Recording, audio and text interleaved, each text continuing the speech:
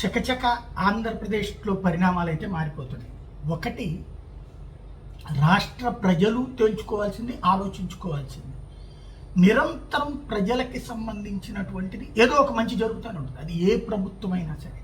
చంద్రబాబు ప్రభుత్వం గతంలో 2014-19 మధ్యలోనైనా, 2019-24 జగన్ ప్రభుత్వం అయినా, ఇప్పుడైనా సరే వాళ్ళ రాజకీయ అవసరాల కోసం వాళ్ళు అవతల వాళ్ళని విమర్శిస్తారు, అంతవరకు నో అబ్జెక్షన్.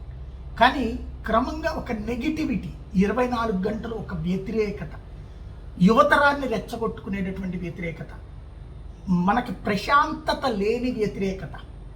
అమరావతి బాగుపడాలంటే ఖచ్చితంగా విజయవాడ గుంటూరు కలవాలని చంద్రబాబు గారే చెప్పారు. అదే సందర్భంలో రాష్ట్ర ప్రజలందరూ కూడా సంతోషంగా ఉండాలంటే ఒక మహానగరం కావాలని మనం అందరం కోరుకుంటున్నాం.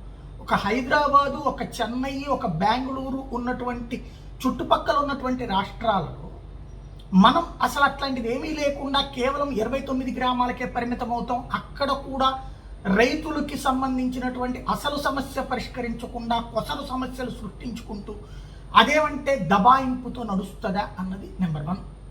నెంబర్ 2 వచ్చేటప్పటికి బూతులు రాజకీయం. ఇది తిలాపాపం తలాపిడికడు, ఎవ్వరూ తప్పు కాదు, ఎదుటి వాళ్ళది మాత్రమే మాట్లాడుకుంటున్నారు. ఇది సబబైనటువంటిదేనా?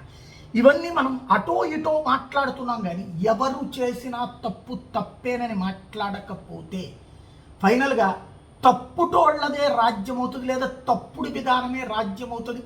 అప్పుడు ఇప్పటిదాకా ఆంధ్రప్రదేశ్ నుంచి తరలి వెళ్ళిన పెట్టుబడిదారులు, తరలి వెళ్ళిన విద్యార్థులు, తరలి వెళ్ళినటువంటి యువతరం వెనక్కి ఎప్పుడు రావాలి, ఎట్లా రావాలి, ఎందుకు రావాలి, వచ్చి ఏంటి ఇక్కడ బాపుకునేది అనేటటువంటిది. ఆస్తులన్నీ బెంగళూరులోను హైదరాబాదులోను ఎందుకు మన నాయకులు పెట్టుకున్నారు? మనకి నమ్మకం లేక, మన మీద నమ్మకం లేక. ఇవాటికి కూడా వాళ్ళ వ్యాపారాల హెడ్ క్వార్టర్స్ అక్కడే ఎందుకు ఉంటున్నాయి అంటే రేపు పొద్దున మళ్ళీ మన వ్యతిరేకి అధికారంలోకి వస్తే నాశనం అవుతున్నారు.